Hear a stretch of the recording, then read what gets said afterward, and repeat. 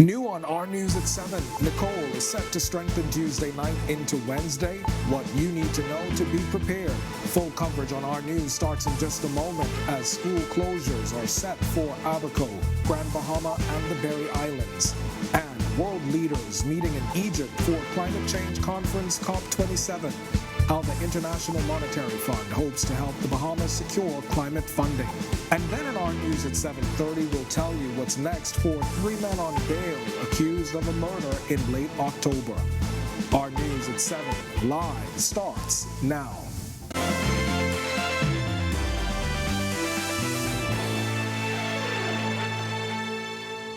Welcome to Our News Live at 7. Thanks for joining us. I'm Kendino Knowles. We are now tracking subtropical storm Nicole on a direct path for the northwestern Bahamas, with conditions expected as early as tomorrow. With worsening conditions on Wednesday, we've got full team coverage tonight here in New Providence and in Grand Bahama. This storm formed fast in the southwestern Atlantic early today, prompting storm watches here at home and along the east coast of Florida, as forecasters are warning it could reach hurricane strength this week.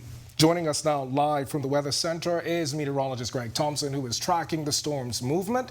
Hello, Greg. What are we seeing? Yeah, thanks, Kendino. Good evening, everybody. Of course, when we thought the hurricane season was over, we have this system out there, Nicole, which had formed earlier, and it is still a subtropical storm, not quite tropical, fully tropical in its characteristics, but the system is expected to continue to strengthen as it pushes towards the west and approaches the northwest Bahamas.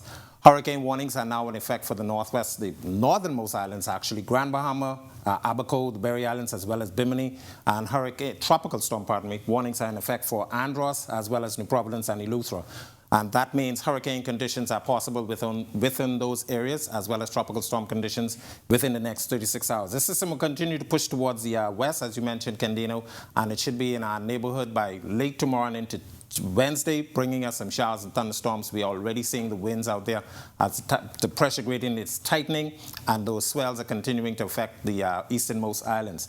The track of this system over the next several days, it's going to be just to the east of the Bahamas by a couple of 100 miles by tomorrow morning, but by Wednesday afternoon we expect that system to be approaching Abaco as a strong tropical storm.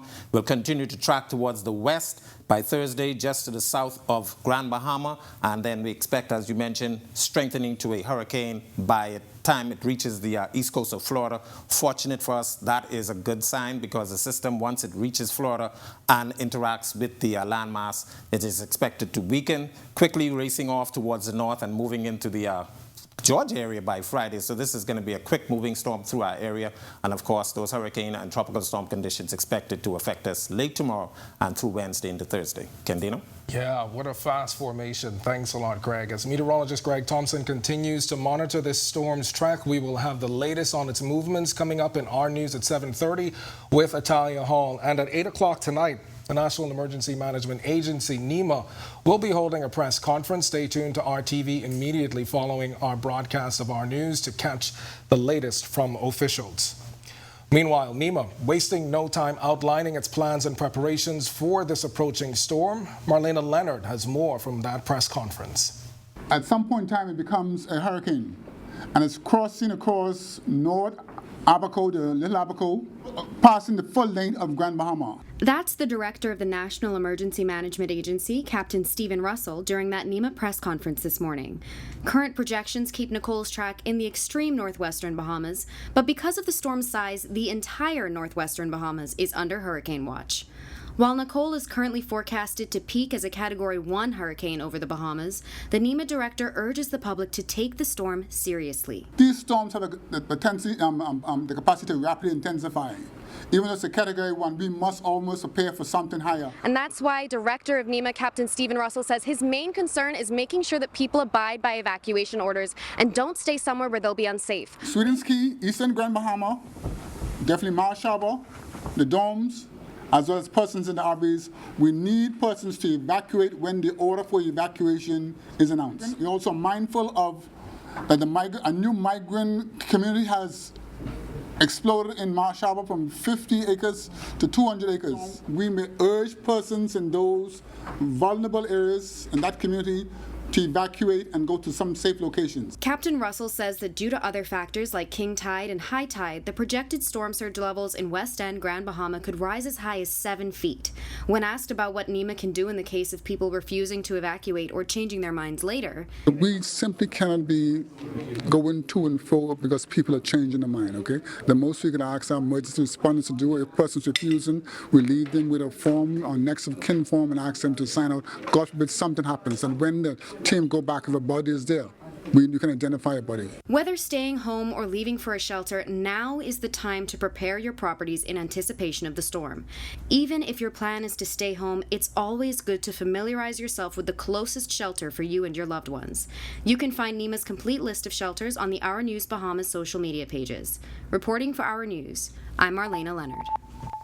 Thanks, Marlena. And educational officials announcing schools in Abaco, Grand Bahama, and the Berry Islands are closing tomorrow until the all clear is given. Those islands are expected to experience strong winds and heavy rainfall. The public has been advised to check the ministry's social media platforms and other official media for further updates. And the Nassau Airport Development Company also keeping a keen eye on subtropical storm Nicole. NAD confirming that the Bahamas Department of Meteorology provided them with the latest storm data this afternoon. NAD says LPIA is operating as normal today and anticipates that the airport will be open for operation tomorrow, although airline schedules may vary. Travelers are asked to contact their airlines for any flight updates. NAD officials say if the storm remains on its current track, the airport will experience tropical storm force winds around 2 a.m. Wednesday. During that time, aircraft operations will be suspended for several hours as tropical storm conditions are projected throughout the day. We also spoke to Bahamas Hotel and Tourism Association President Robert Sands, who talked about hotel properties throughout the country. And those plans remain in place until the end of the hurricane season. And each individual property at the appropriate time, once we receive the correct notices and advisories, will in fact initiate such plans and execute accordingly. Warning guests, making proprietary arrangements, ensuring removal of certain items that may be able to operate as trajectiles, etc., closing certain outdoor arrangements, just being prepared. Meanwhile, Bahamas Air says there will be possible schedule adjustments starting Wednesday. The airline expects to cancel flights between Grand Bahama, Abaco, and Eleuthera. Travelers with reservations on Wednesday and Thursday are asked to contact Bahamas Air's reservations department if changes to flight itineraries become necessary, and says that penalties will be waived. And the northern Bahamas not taking any chances with this storm. The Disaster Consultative Committee meeting at the Grand Lucayan Resort this morning with all key government agencies. Chief Meteorologist in Grand Bahama Met Office, Siobhan Moxie-Bonamy, warning residents in low-lying areas to evacuate on fear of storm surges. The wind coming ashore is going to be for such a long duration. It's more or less going to pile up water along that North Coast Road in West End. So I would, and you don't want to get stuck, because if the road flood, you're going to be stuck in West End. We have the full report from that meeting during our 7:30 newscast. Be sure and stay tuned. Still to come on Our News, the latest on the Grand Bahama Port Authority's preparations for Nicole, and a teen charged with the murder of a German man on Andros and the attempted murder of 2 others. We'll tell you when he'll be back in court. Then we'll tell you how much time an elderly man will serve in prison for grabbing a teen's backside. It's all coming up when Our News returns.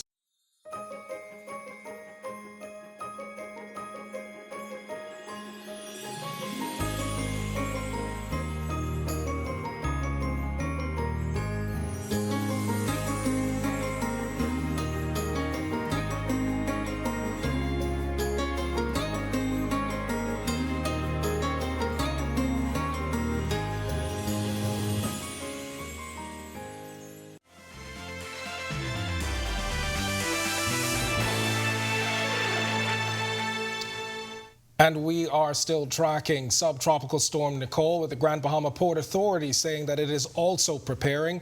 Representing the Grand Bahama Port Authority and the Grand Bahama Utility Company, Filter Grant Adderley says teams are busy working to ensure the storm response plan is ready to go. That includes our ongoing storm drain maintenance and repairs.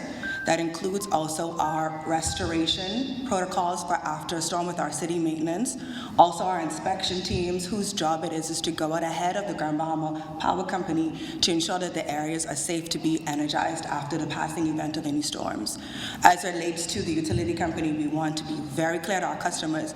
We will not be engaging in a controlled shutdown. We will continue to provide water as long as we safely can. And the Grand Bahama Power Company has also activated its emergency storm preparedness plan. Officials telling our Megan Shepherd that they're fully ready to respond to the storm. Director of Communications for the Grand Bahama Power Company, Cleopatra Russell, says they have been constantly meeting with key stakeholders to ensure they are ready to respond when and if necessary.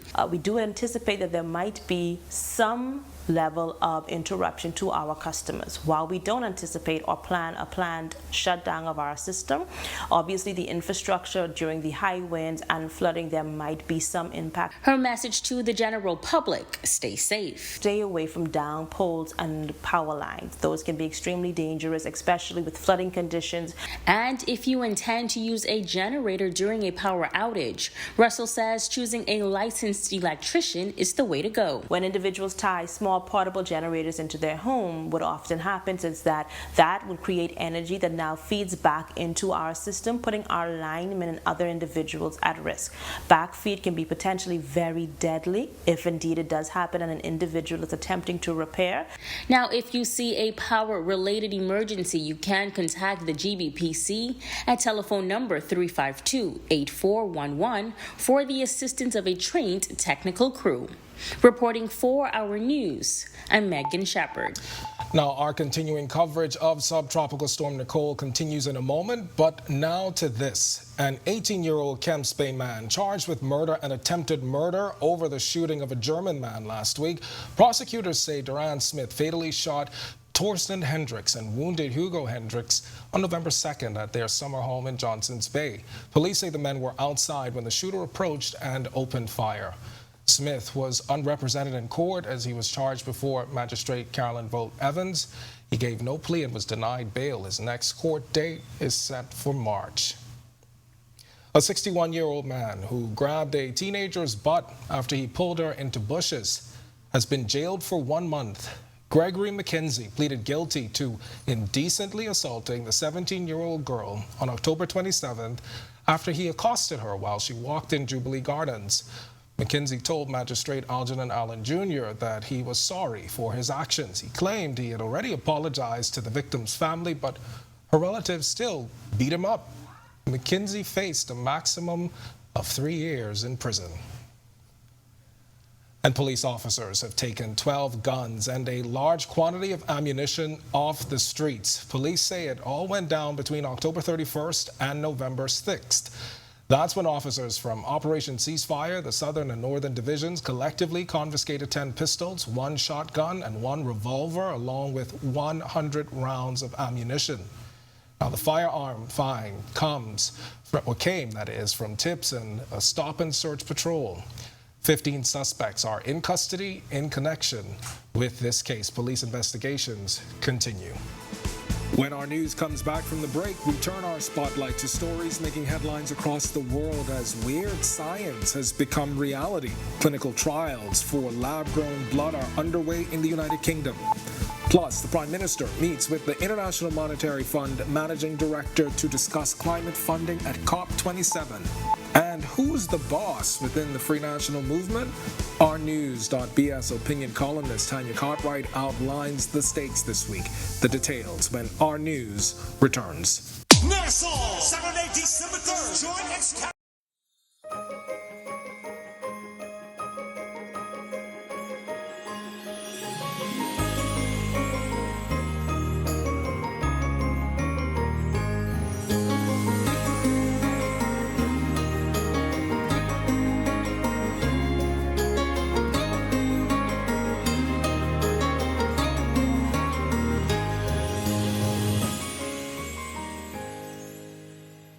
Promotion and All-Star Productions as they present the Season of Love concert inside the Thomas Robinson National Stadium featuring Paris Hammond comes to Nassau, Bahamas. Also performing Wayne Wonder along with The Field. Early bird tickets are available now at all your Cash and Go locations. Gates open at 8 p.m. Be there. We are a leading Bahamian bank, one of the largest publicly traded companies on BISX. Our measure of strength is our growth and performance, with over $1.7 billion in assets. We remain committed to serving the interests of our shareholders, staff, clients, and communities. The confidence to lead, the performance to remain. We are Commonwealth Bank, leader in personal banking services.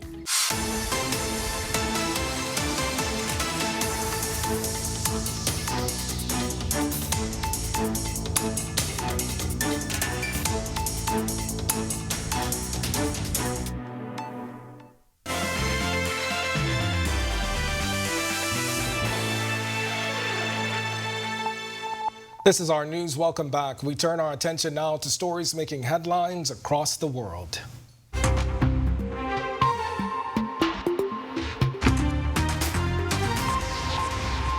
Millions of Americans go to the polls Tuesday against the backdrop of economic turmoil and the elimination of federal abortion rights and broad concerns about the future of democracy.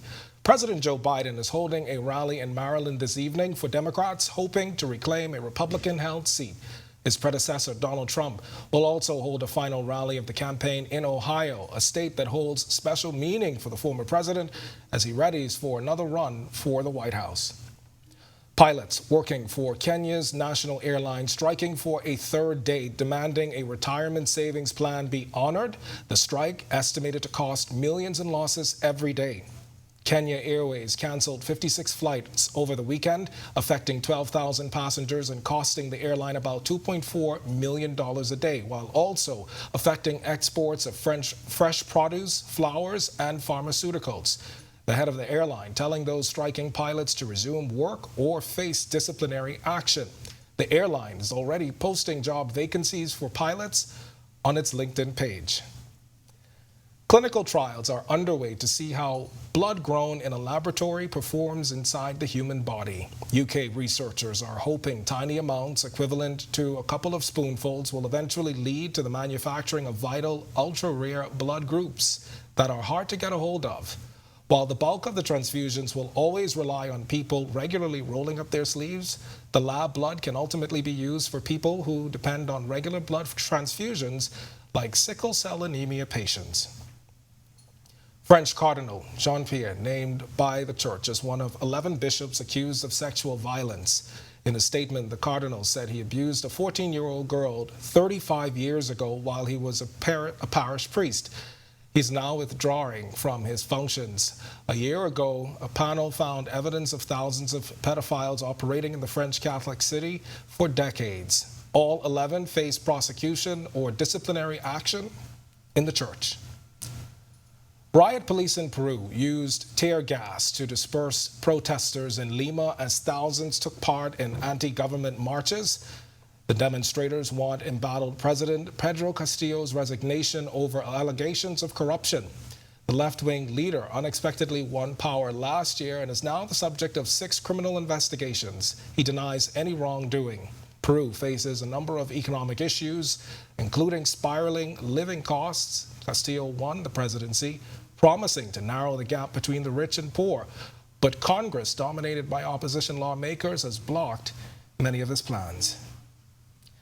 A powerful gang leader in Haiti announced Sunday that he is lifting the blockade at a main fuel tunnel that has strangled Haiti's capital for nearly 2 months. The announcement by Jimmy Chiriza, a former police officer known as Barbecue, follows claims by the Haitian government they have reached some success in reclaiming that terminal. The UN has also targeted Chiriza with sanctions, yet it still remains unclear who actually controls the terminal, as no fuel has left the area. The gang's blockade cuts off access to about 10 million gallons of diesel and gasoline and more than 800,000 gallons of kerosene. 6 people were killed in the Dominican Republic after torrential rains caused havoc on Friday in some areas of the capital, Santo Domingo.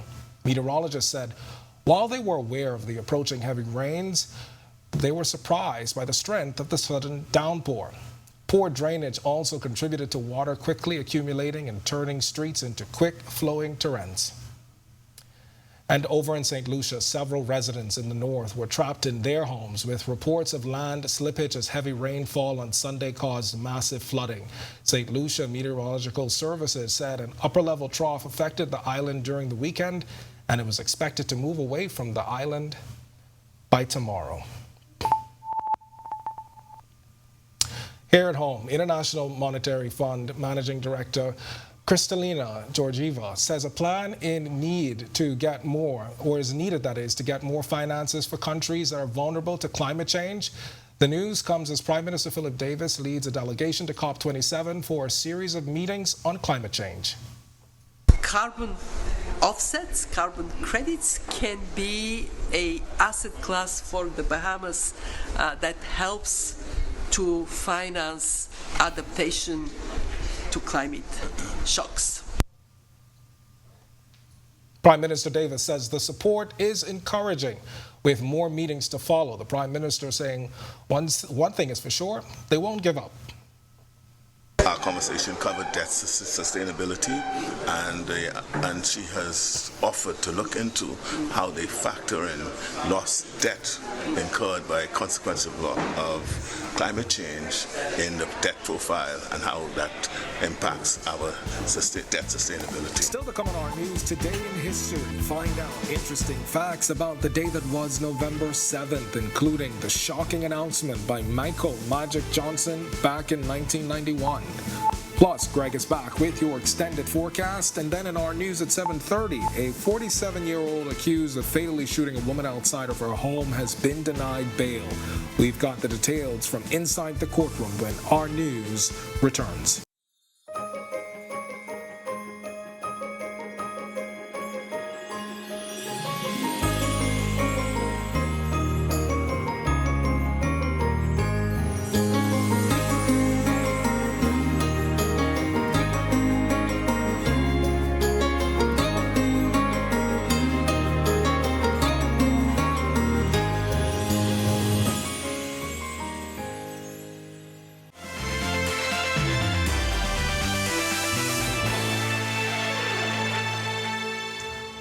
Welcome back to Our News. It's time now to turn our spotlight on events that shaped the day that was November 7th. In the lineup, 2 history-making female politicians and a shocking announcement by a world-renowned NBA star. Take a look.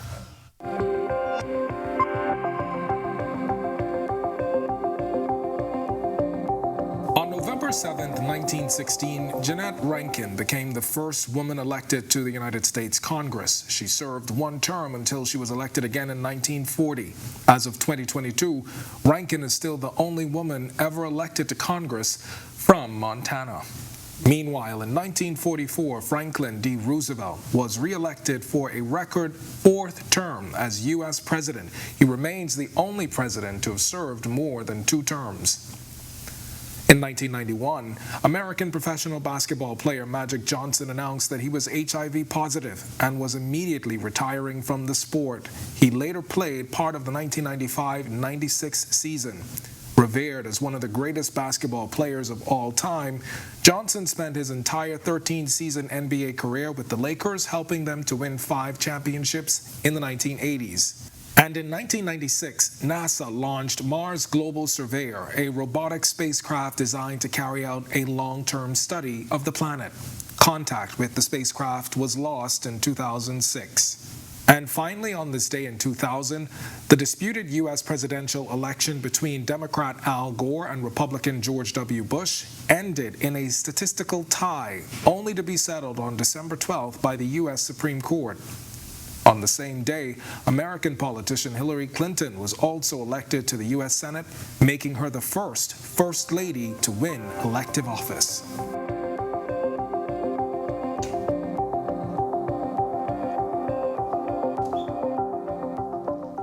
And in this week's editorial by Our News columnist Tanya Cartwright, politics takes center stage. The piece looks at how the governing body of the Free National Movement has shown its in-house opponents that it bears larger, quote, cojones than theirs. Cartwright writes that the council of the FNM has proverbially slapped down one of the alleged thorns in the side of the party's leadership, rendering the individual disabled, voiceless, and unable to cause the disrespectful ruckus and intimidation that he's accused of causing. To find out more, you can visit ournews.bs to get a read of today's article. It's available now and every Monday at ournews.bs. That does it for us in News at 7, but we are still keeping an eye on subtropical storm Nicole, which forecasters are predicting will strengthen over the next 24 to 48 hours, with all the relevant agencies now on high alert. With that, we hand things over to our Atalia Hall, who's got the latest headlines. Yes, Ken, we'll hear from NEMA officials and from the nation's acting chief tonight, as he is expected to address the NEMA press conference soon, as we continue to monitor developments of subtropical storm Nicole. Our news live at 7:30 coverage of Nicole continues with the latest from meteorologist Greg Thompson. Possible impact and conditions are straight ahead. Storm surge from Nicole may be as high as 7 feet, as the National Emergency Management Agency tells residents to take Nicole seriously. Plus, Grand Bahama activates storm plans. We'll tell you how soon you can check into a shelter on that island. And the National Security Minister explains why he wants stiffer penalties for individuals who violate the terms of their bail. Our news at 7:30 starts in a moment.